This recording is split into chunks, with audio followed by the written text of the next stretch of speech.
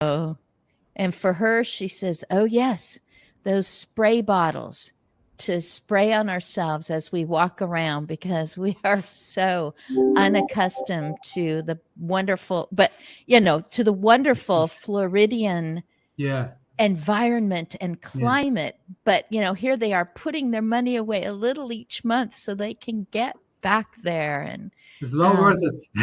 it is Especially when it gets all cold in the worth north. it. Robert, where are you? Where are you sitting? Where am I sitting? I'm actually sitting in my office. So, but yeah. Oh, No, you but are I'm in you Cary, are North in Carolina. your office. Yeah. Yeah. So I'm in Cary, Carolina. North Carolina. Yeah, in the North Carolinas. Carolina. Exactly. But I'm a fellow native New Yorker like Sherry up there. Really, where from in New York? From Long Island. Long Island. Of course, I know Long Island well. Friends from there. there. My brother lives in Manhattan. Oh, okay. And I'm from. We grew up in the Catskills. Oh, in the Catskills. Oh, that's beautiful. There Wow. you go. Mm-hmm. That's like a different state. Yes, well, everyone thinks New York City. Oh, absolutely. Yeah. It's so beautiful up there. Most of it's rural, but most people don't think. Yeah, don't realize it. Exactly. Yeah. No, yes. The majority of Oregon is high desert, quite dry, guaranteed snow off and on all winter. Wow. But most people think rainy, green, mossy, moldy. just an hour that way and no more moss, or at least not the wet kind. And Bernice, I haven't given you half a chance. So Bernice, tell us where you're coming from and try to guess why you are live right now on Aspects of Aging. Try to guess why I invited you on. I bet you there's more than one reason behind the reason that Bernice Hunt was invited to be on Aspects of Aging today. So Bernice, where are you?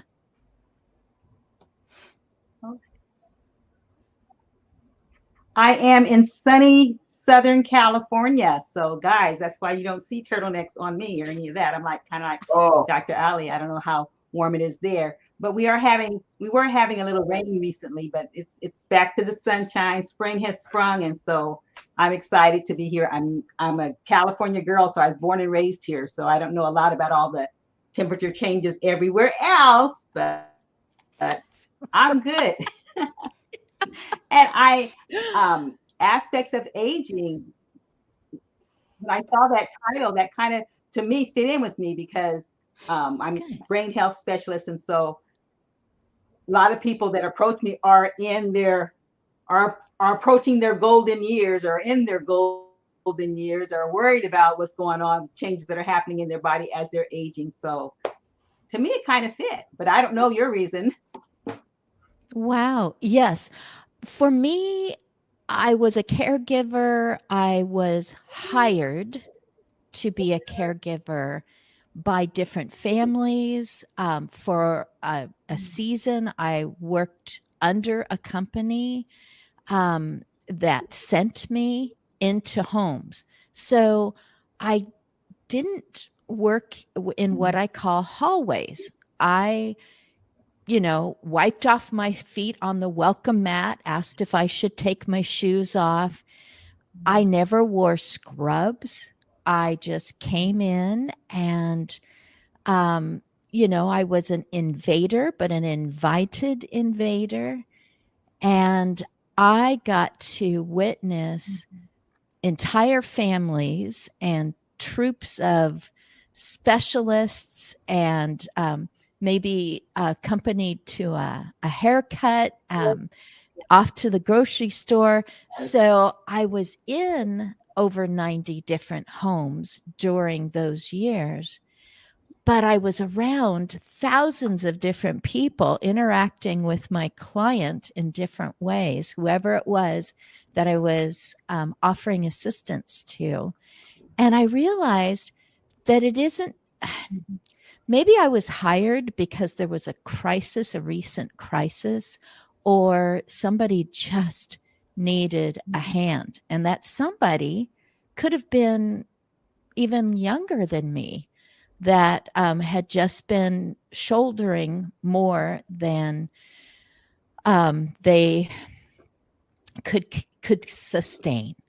And so I got to watch not just my client deal with aspects of aging. Could have been issues. It could have been the clever ways they were having victory over something, or jumping over a hurdle of some sort, but also the aging of maybe their own kids and how they were looking toward their own aging. And so, my clients, it may have been deep in dementia when I was brought in.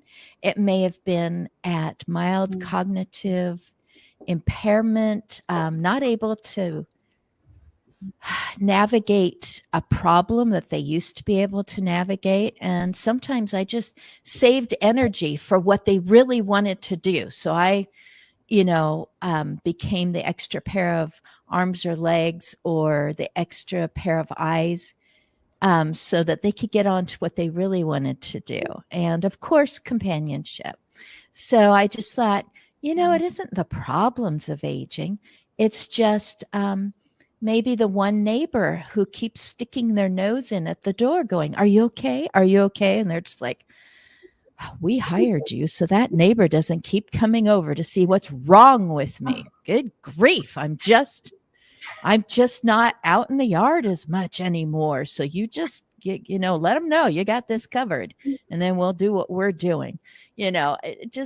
I don't know. I just really, really enjoyed all that. But I was asked questions mostly by their families I didn't have the answers for. Is there a support group for this? Is there something to keep my loved ones safer in the bathroom? Is there some place that we could go that of that would accommodate whatever's going on with us? It's just, because we're getting kind of bored with the 5 places we can go, whatever it was. And I wished I'd had a big, long list of answers. That, Bernice, is why you and everyone else comes on to this show every Wednesday, noon Eastern, 9 a.m. Pacific, so that I don't have to know all the answers. I invite those who do. So, Bernice, there's a lot of words after your name because I just do most of my hunting on LinkedIn, finding these people who have innovated or are cleverly dealing with their own aging challenges or aging challenges of someone they care about.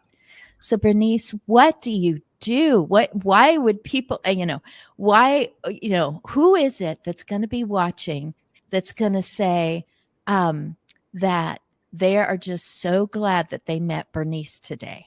What do you do?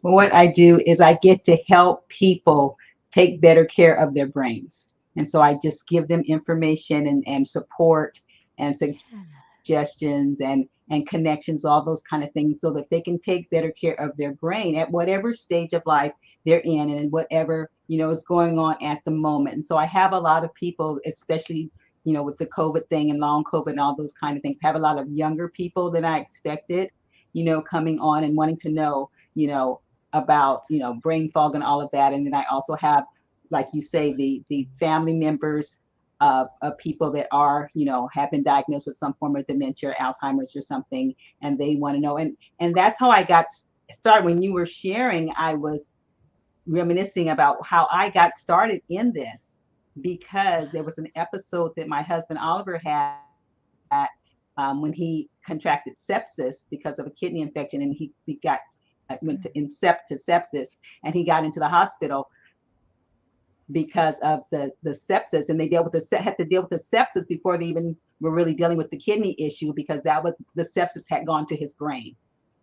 And so I got to see, just for a really relatively short period of time, what it was like to have someone that you love and we're living with have a broken brain, and what could you do, and how traumatic it was, of course, to that person, but also to those surrounding that person, in terms of how they could deal with it and what they could do and things. And so that got me really thinking. I was already a wellness coach, but I hadn't really, got it so much into the brain. I mean, who does, to be honest, people don't usually think about the brain until something happens to their brain or to someone around them. They're thinking about their heart, thinking about their kidneys, they're thinking about their obesity, all of that, but they don't really they just take the brain for granted until something starts happening. So I delved really deep into that, and that's how I became a brain health coach, because I wanted two things. I wanted to help people, on the preventative end, because you don't want to experience some of the things, that a lot of people are experiencing. You want to age gracefully. Yes, we're going to have, our memory is going to, get more challenged as we age, and our body, of course, things are going to happen naturally with age, but you're going to have to age. You love to age gracefully as you go, and you want to be able, like I tell people, about adapting to the season that you're in, because someone's, telling me about their memory and things. I said, okay, well, there's some things, lifestyle changes you can make, but you also can do some practical things, like just get in the habit of writing, making your list, checking it twice, that kind of thing, and do some things that are for that season of your life, instead of stressing over the fact that can't memorize those things that you used to or whatever, And so that's really how I got into it. And so I just really enjoy being able to share with people on both ends, people that are not yet having issues really, but either have awakened to the fact that it is an epidemic, and as I proceed in life, things may change or whatever. So let me do all I can to be preventive. And also the people that are starting to have some things that show them how they can help remediate some of those things, or at least make it easier for them to live a quality life. Oh, marvelous. Both Ollie and Robert have been on a different live program, Abby Ritchie Tech Tuesday. And here's Dr. Ollie going, I'm going to be piggybacking off of some of what Bernice has been saying. Yesterday, Abby Ritchie had someone on who specifically said, and writing, and it's same thing. What ought you to be doing that maybe you've put that aside because school years are over, or maybe you've been out of, you're done with your job, whether you're calling it retirement or not, and just expressing your thoughts in a form that causes you, just writing or typing. I'm not sure if there's a difference, and maybe Dr. Ollie could say something about that. But I know some people are like, oh, use blue ink and it, just let thoughts flow out of you. Don't worry about journaling or that anyone's going to see it. You can make it go away when you're done, but do write. And that was something that you were saying, write your list and check it twice. That made me think of her show yesterday.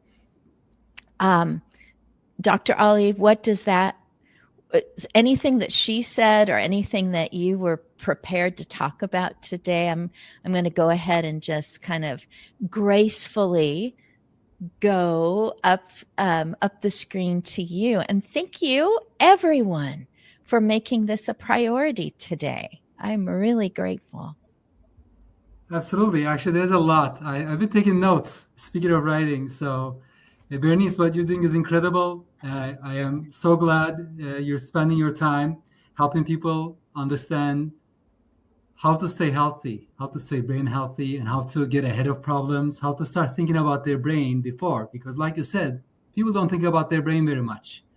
And I think you could benefit from that, not from a memory, cognitive perspective, just in life. Like, we should be thinking more about our brains. Like, how did I have that thought? Or how did I figure this out? Or how did I forget this? Or am I remembering this correctly? There's a lot to the brain that, is functioning it seems like behind the scenes. It just seems this black box and everything, and you don't know what's going on in there. You only see the things that come out.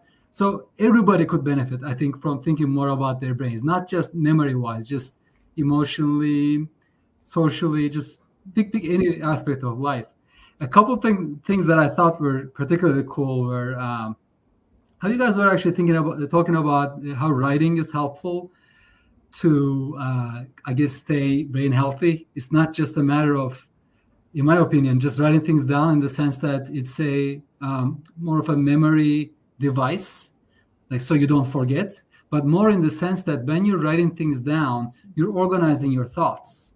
And that's super valuable. So Christine, you mentioned like we were in school and we would write essays, right? We would write about stuff, we'd take notes, we'd organize our thoughts on a daily basis. And that becomes just part of our regular day, like presumably 6 to 8 hours a day. That's what we're doing, like homework and going to classes. Then suddenly that ends, you're in the real world, and you might not be doing that on a regular basis. You might be. And then you retire. Then even if you were doing it, you're probably not doing it anymore. It's more often than not. So I see writing as a way to organize our thoughts and a way to kind of stay in the habit of thinking in terms of the beginning, middle, the ends, the reasoning. For example, I used to take a lot of math courses in college, and especially after grad school, I'm not doing math as much anymore. Right now, most of my time is spent, helping seniors or web development, developing our platform. So I noticed that even my arithmetic is not as good as it used to be.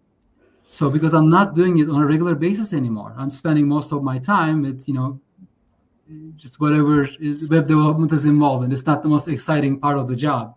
But that's a great point. I really think people say the brain is like a muscle.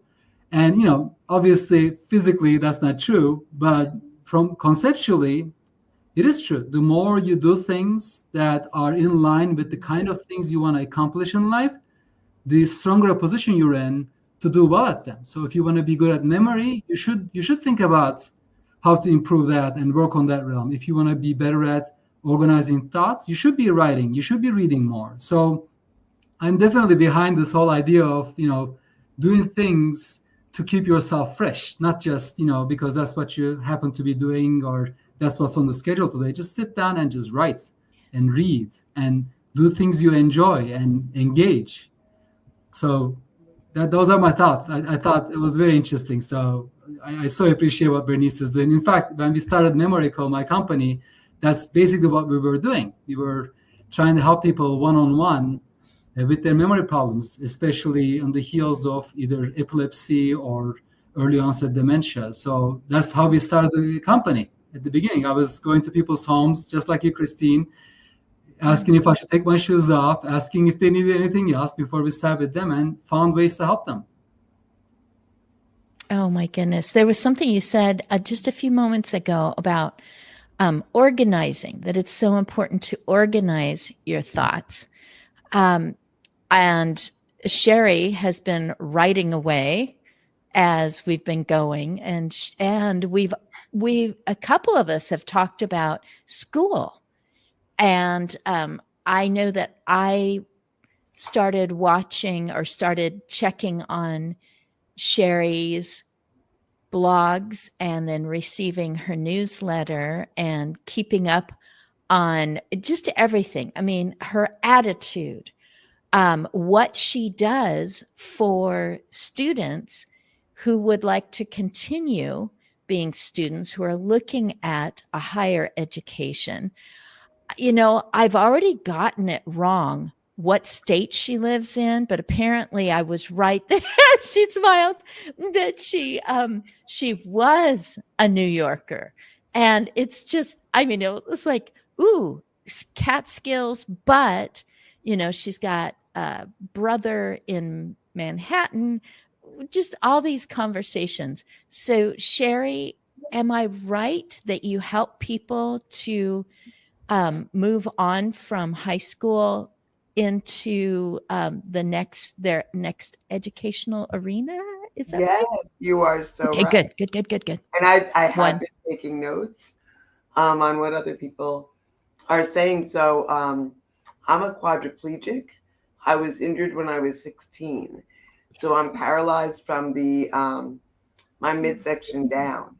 And I find it so interesting to hear the conversations about aging and preparation, because one thinks of someone in a wheelchair as someone older. But there are many, many, many individuals that have aspects of, quote, aging, what you would expect later in life, earlier in life. Either they're born with a disability or, like me, an acquired disability.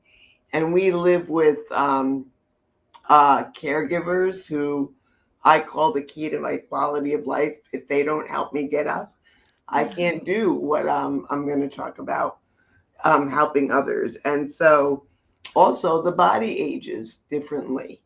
You're not up walking around, so you can't have the same exercise as others. So it's very important to move and find ways to do what you can and stay healthy.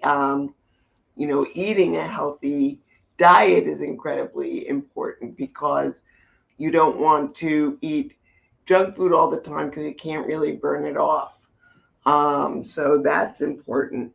And really what's important, I'm an attorney and I worked for the federal government for 25 years before I moved on to my next venture, which I'll talk about. But it's also important to put your health first. And I think that's not just your physical health, it goes all the way to your brain. When you are so busy all the time, your brain is working nonstop at work, your body is going. You say, tomorrow I'll stop during the day and make that appointment.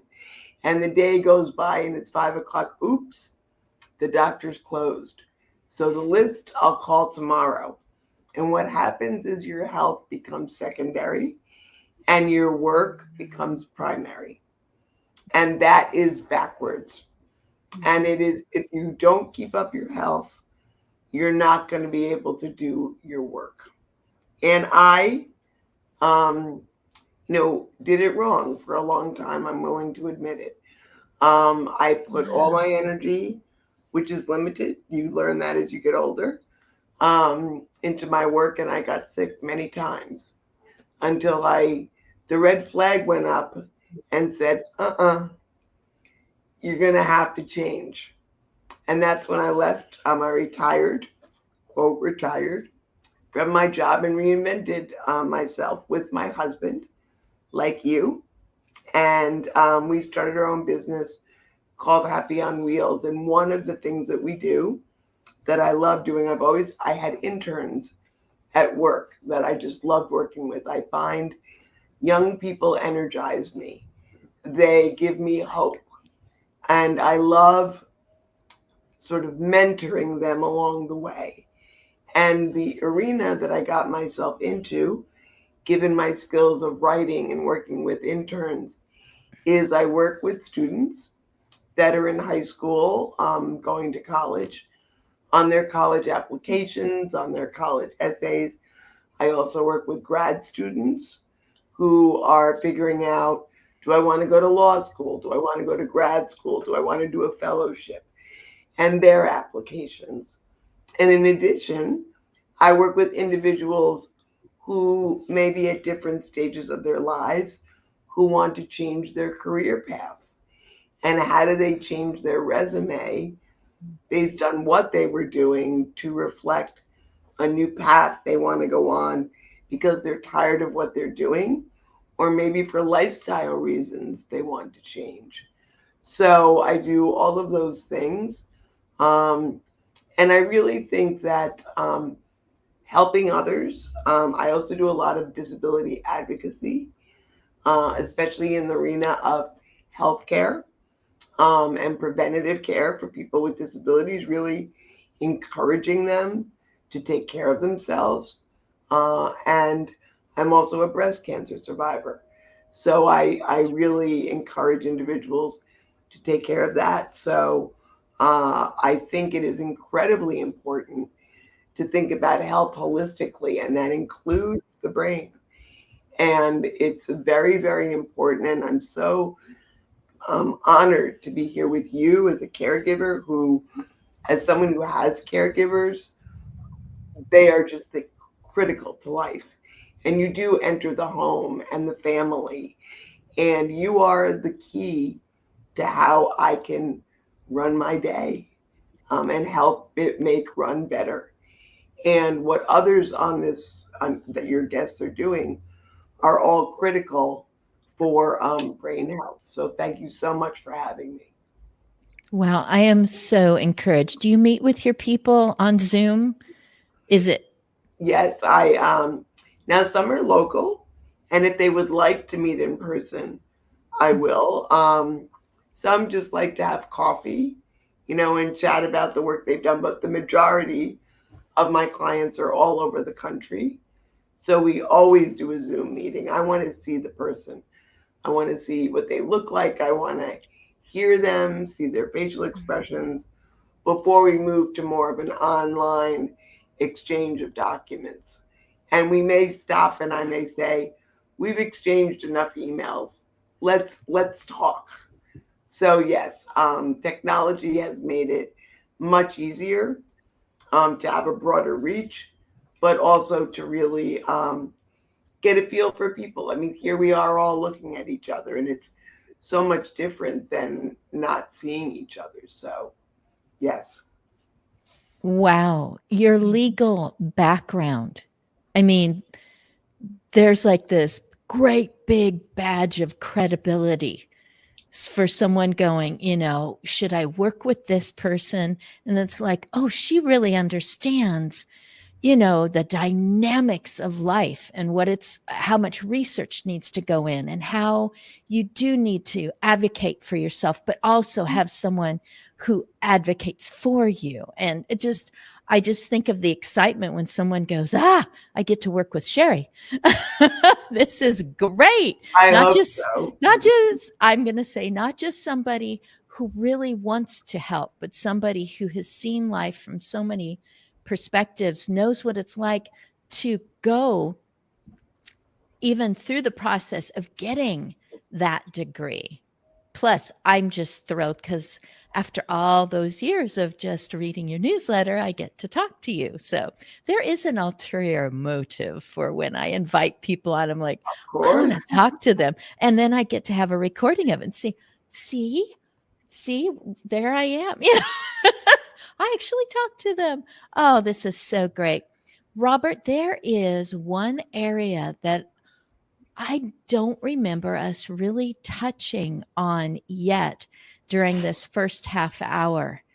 And it is something I just joined. I finally joined an organization, a bigger organization, because I wanted to be with other people who think like me and actually maybe accomplish something with them instead of just asking them to come and share on my screen. So I joined the Oregon Gerontological Association. I have to slow down on gerontological. It uses all the muscles in my face.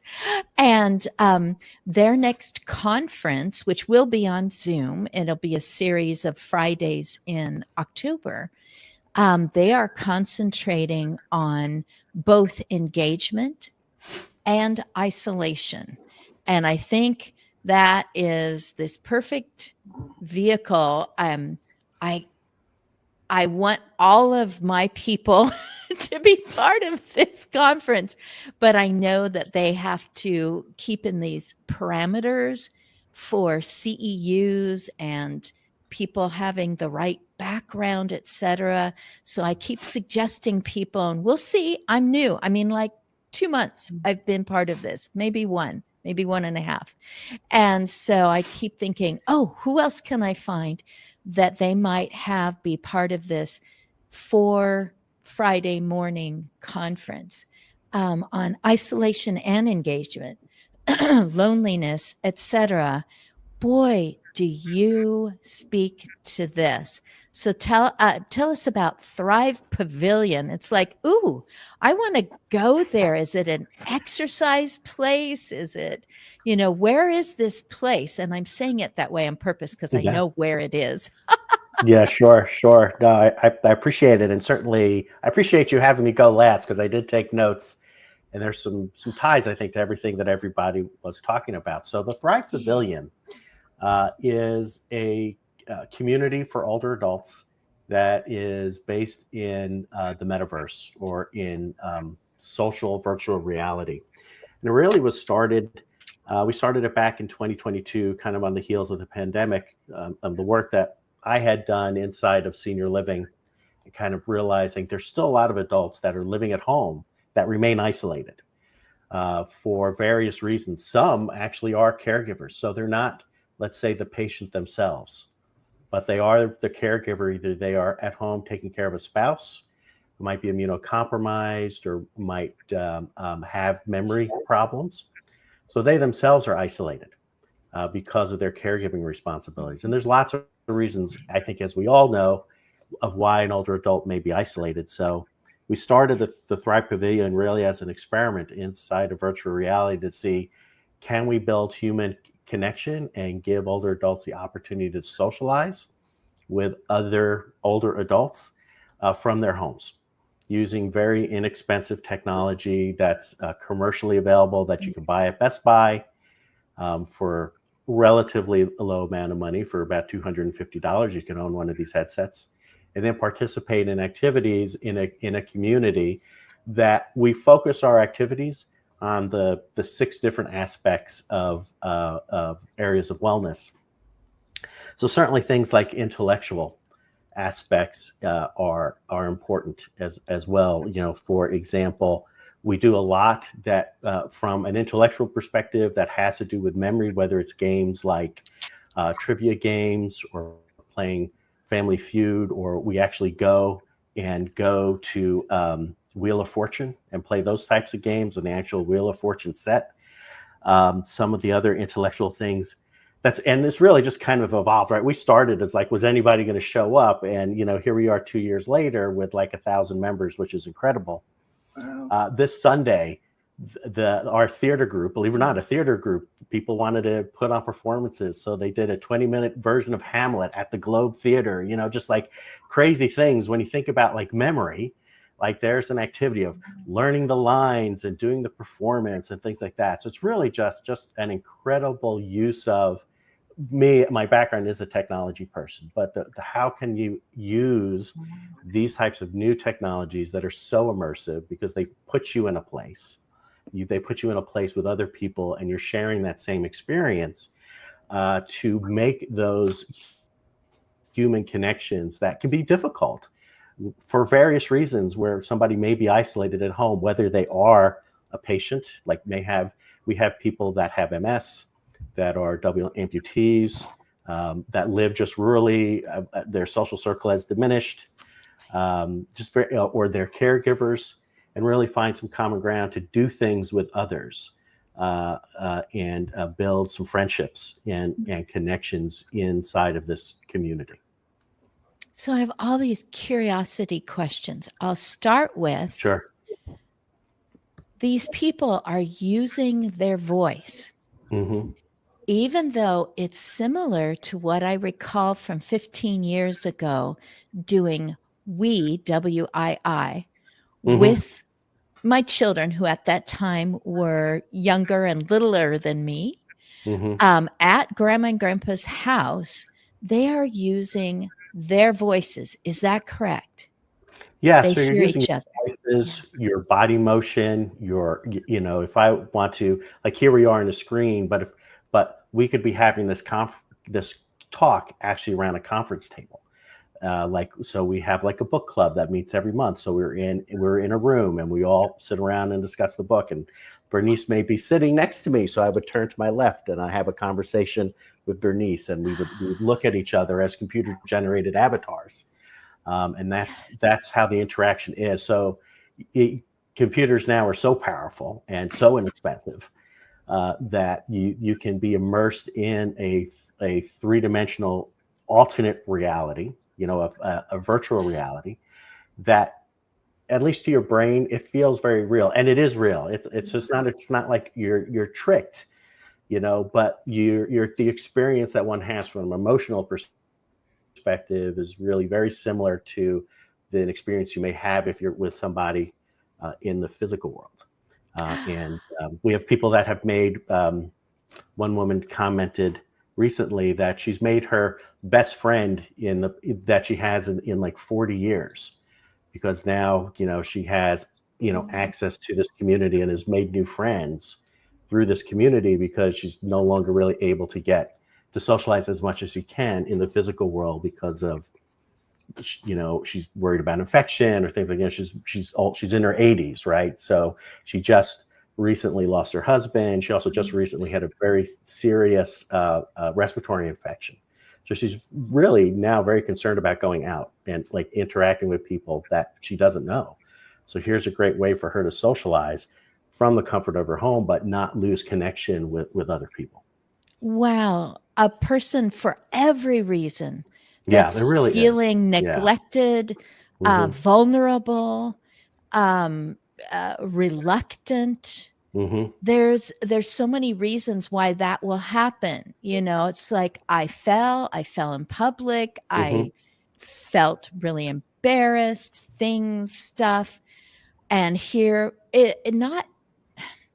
not just, well, this is all I'm ever going to do again. It can be a first phase of phasing back into society.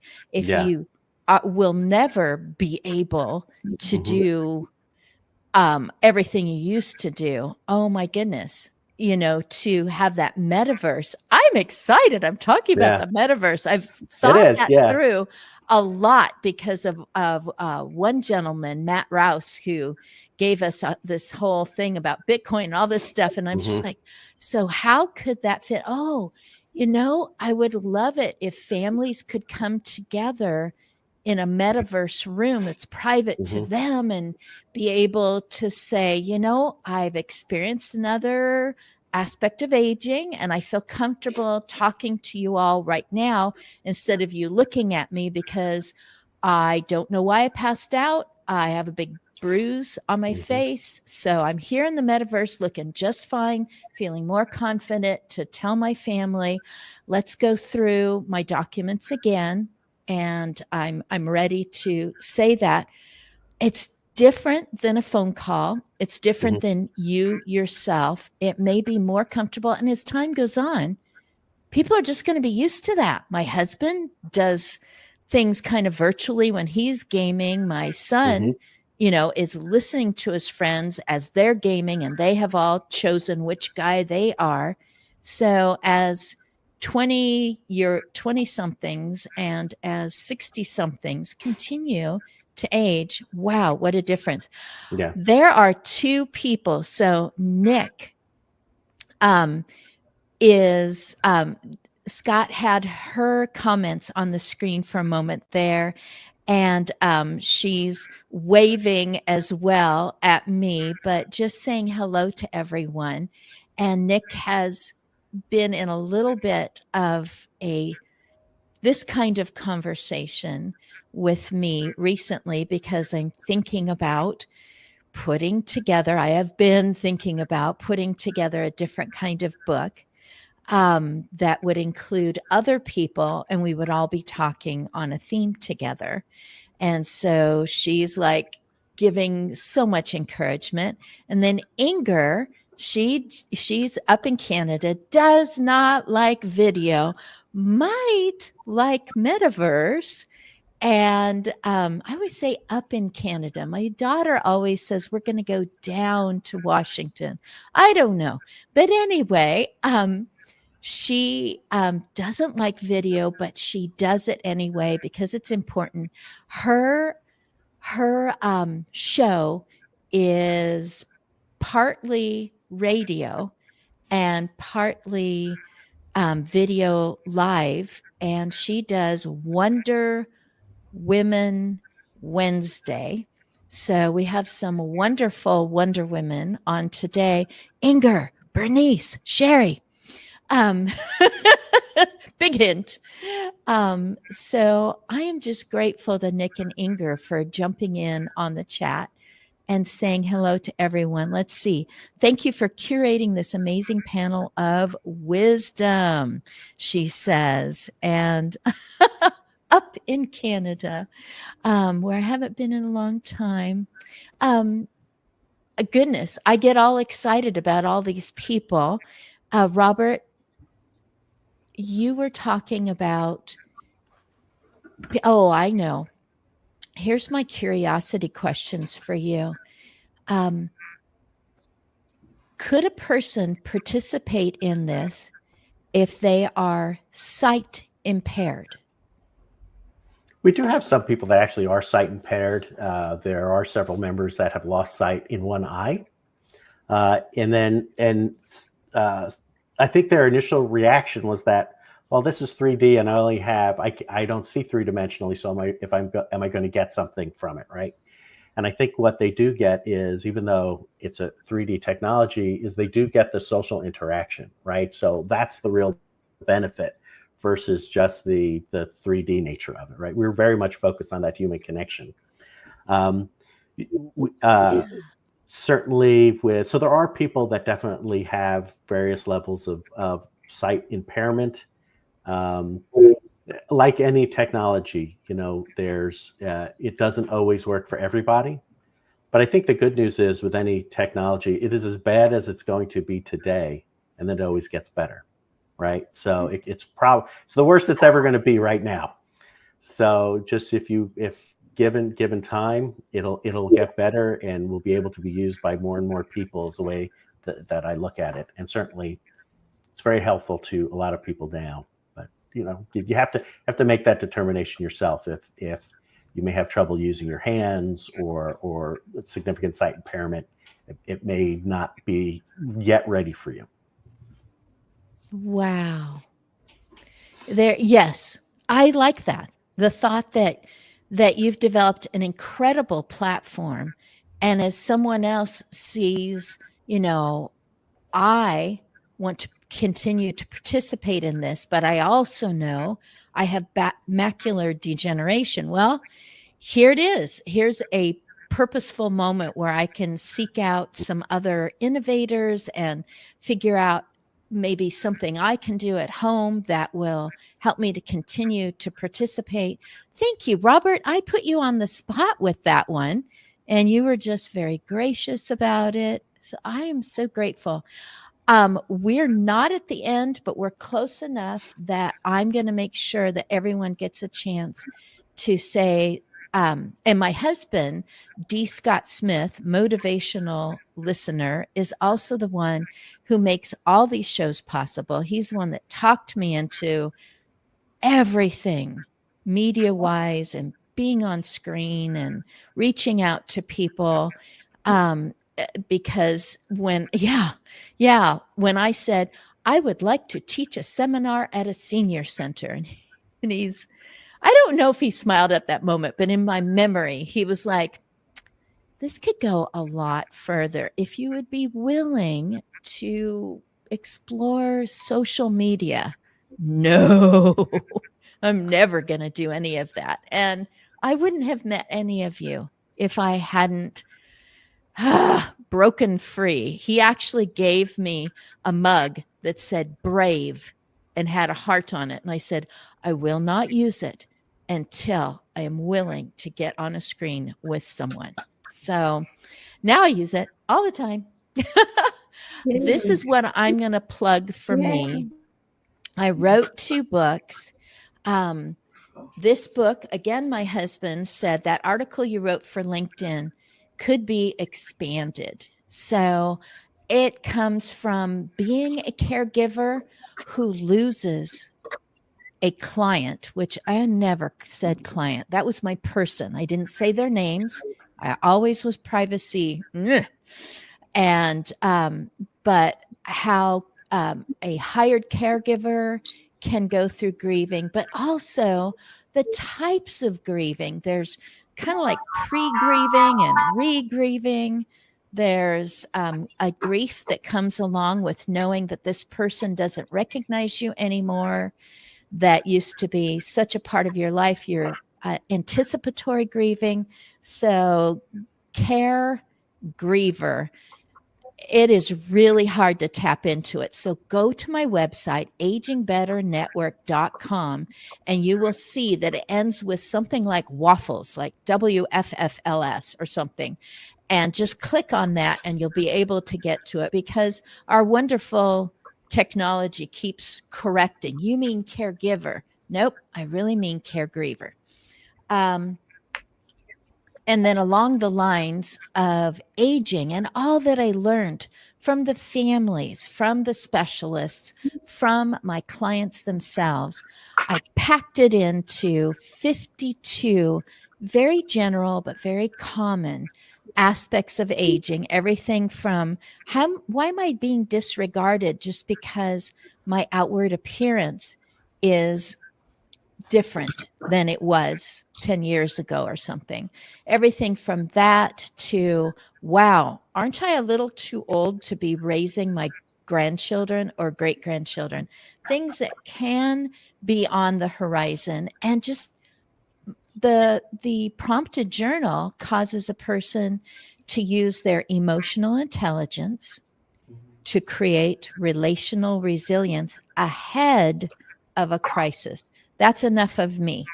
So I would like to, let's go in kind of backwards order. Robert, how about you? How would you like for people to get a hold of you? Probably my best way is agingbetternetwork.com. And of course, on LinkedIn, I am Christine Smith, so that you can find me amongst all the other Smiths. So how about you, Robert? Oh, and you may still be muted. Okay, now I'm unmuted. Yeah, so really the best way to reach me or to reach the Thrive Pavilion is at our website. It's thrivepavilion.org. I see that it's down there at the bottom. We're a nonprofit organization. Our activity calendar is up there. It's really free for any older adult to participate in. We're supported by some grants, some private contributions, corporate sponsors, things like that is what keeps the mission going.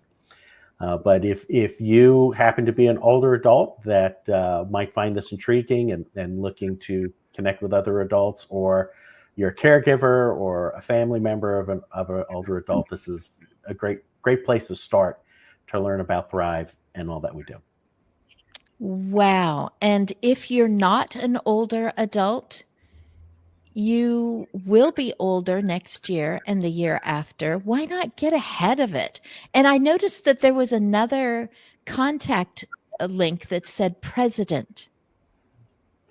Yeah. So that's my email address. So certainly if you get president at thrivepavilion.org, I'm not running for president, not yet, but no, you already are. Yeah, right. So that's my email address. If you want to reach me directly and personally, that's my email address. Honestly, you're at your office today. Your background is quite presidential. I think it's just very honoring. So that I mean that in an honoring way. Yes, my fellow older adults. Yes, my fellow older adults. I love it. Oh goodness. Oh, what order did I go in? Dr. Ali, are you prepared to go next? Oh, sure. I think I shared my contact information. Basically, we have an engagement platform that has games and activities to help activity directors, mostly in senior living, organize activities, play games together, share different personalized content games with the residents. So that's one of the cool things that we do is we do have games that are similar to Wheel of Fortune, Family Feud, Jeopardy, and the card matching game, for example. But one cool thing you can do with them is actually you can upload personalized content. So my background is in memory, and the human brain cares a lot about things that are familiar. So when you're playing, I don't know, I'm sure you heard of the card matching game, match apples to apples or cat to cat. So instead of those, you can actually upload pictures of residents that you work with and their names. So they're matching these names together and they're learning these names better. And one of the cool things about Robert's company is they play memory games in a virtual reality setting. And the memory cares a lot about space, where things are or where you are. So we're just taking what I've learned from my background as a neuroscientist and applying it to a place where people with the highest concentration of potential memory problems are living. So we're making it fun, we're making it engaging, and we're helping out activity directors at the same time. So that's what we're about. Well, I just got smarter. So memory cares about space. Yes. There's a different neuro growth that will happen when it's like where it was near the upper left. It was, there it is. Wow. The temporal lobe. Yeah. So what we find more and more is, it's a special type of memory. It's not every memory. Remembering my name might not have, or remembering a fact about, who was the first president, whatever, might not have a space associated with it unless there's a special space you learned it in that could be associated with it. But most of our lives, we talk about memory. We mean what we call episodic memory. So episodic memory is an episode in your life. So when you say memory, you're thinking, where was I? Who was with me? What did I feel like? What did I smell? What did I hear? So all of that has a lot to do with space. And that's the cool thing about VR, for example, is you can put people in the same space they learned something, and suddenly they could remember it better.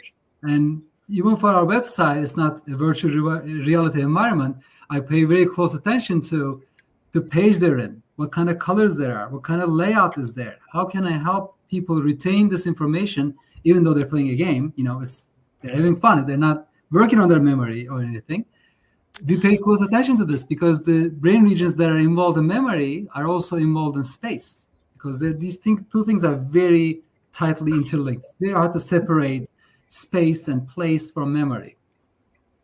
Wow. And that was just a really great nod to Thrive Pavilion too. Thank you, Dr. Ali. I am meeting with a gentleman just a trolley ride away. We have trolley buses. It's so fun. And he is a professor, 25 years, etc., has his own podcast, gerontology. And my husband said, oh, you should get his book before you go and meet with him. And I looked in the book and I was like, this is for children. And I tried doing some of the stuff in his book. And I haven't played bananagrams and, anagram things in so long. And I'm like, I'm lousy at this. What? I used to be great at this. I could see mixed up letters and I could put them into words, like, oh, this could actually be 2 or 3 words. And I'm going, I haven't used my brain that way in a while. So yay him for creating a book for adults that uses parts of our brain that I haven't used in a long time. Oh my goodness. Bernice, do you feel ready to remind us how we can get a hold of you and any finishing thoughts?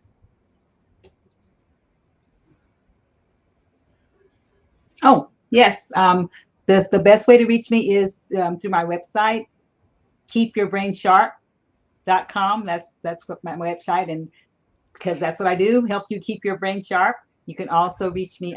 My email address, I don't know if it's up there, but there it is. It's just bernice.keepyourbrainsharp@gmail.com.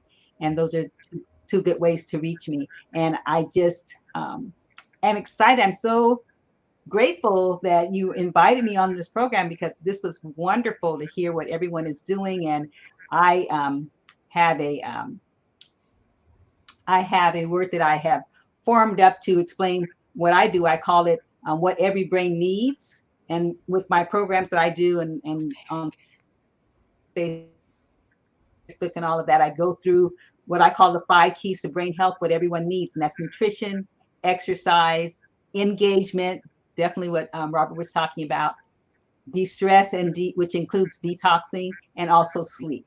And so I just try to coach people and encourage people to do the things that are going to help their brain in all of those areas, and to stop doing the things that are actually hurting their brains in all of those areas. And so we have a lot of fun with that. So I was excited to hear what everyone was saying, because it just seemed to fit in so nicely. So thank you so much for having me. Oh, and thank you for reminding us to think about the thing that we do our thinking with. to think about our brain too, not just, okay, I've got my gut health, I've, my heartbeat, all these oximeters and stuff, and, how's my blood pressure? And it's like, brain, well, I don't know, it just functions, I guess. Nope, think about that thing that you think with. Oh, thank you so much. Sherry, you're going to finish us out. I've had a doctor and an attorney and a president and everything that Bernice is. Yay! She's a savior of people's thought processes. I've had everybody on today. My goodness. Go ahead. Great. Well, my website is at the bottom of the screen.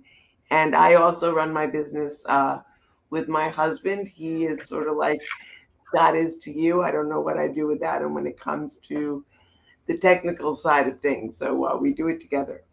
So our website is happyonwheels.com. I'm also accessible on LinkedIn. And you can reach me at Sherry, SHERI, which is just my first name on the screen, at happyonwheels.com. And I just want to say how grateful I am for you to have me on today. I was thrilled to read about the different services offered by those that you've had here today. And you've given me resources actually to share with individuals with disabilities, many of which are rural and also have conditions that are sensitive to being out in public, have transportation issues, and the issue of isolation is very real.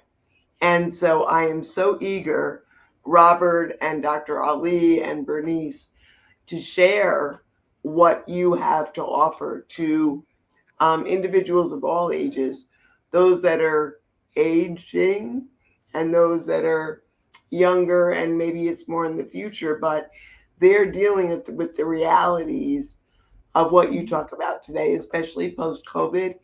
And, COVID isn't over, and there's always going to be something. But even if COVID is gone, there are realities of having conditions that make it difficult to get to a place where there's a lot of people. So I'm really thankful for that. And Christine, you have nudged me.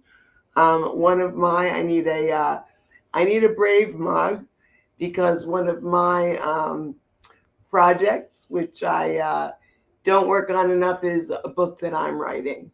So I'm hopeful as I age and have more time, that project, I love the way you started. So this will bring us back to the beginning. College is done. As things finish, we're always dealing with the aging issues, right? We have to go to the doctor. We've got to keep up with our bodies and keep healthy. But we also need to keep stretching that brain and getting a little bit out of our comfort zone. And so that's my stretch. So it's been a pleasure. Anyone can reach me, young students, anyone who wants to, parents. I'm also a motivational speaker. Anyone who wants to talk about breast cancer, anyone that needs help with disability-related issues, accommodations, a whole host of things. I offer free consultations. So if you're not sure if I'm for you, we can meet on Zoom for 15 minutes and chat. So thank you for having me, and thanks to the people on your show. This has just been a wonderful use of an hour of time. Very, very useful. Fantastic. Sherry spelled SHERI. Ollie is spelled ALI. Bernice is spelled like you would spell niece, as in nephew and niece. And Robert is spelled Robert. So there you go. But his last name is quite exotic too. And that's just for anyone who's just been listening in going, I can't find it. Oh, That's it. I just need to spell it Signore. Now I can find him. Thank you so much, everyone. I'll wave goodbye because we are at the end of this wonderful hour. Thank you. Thanks for having me. Thanks, Christine. Thank you so much. Bye-bye.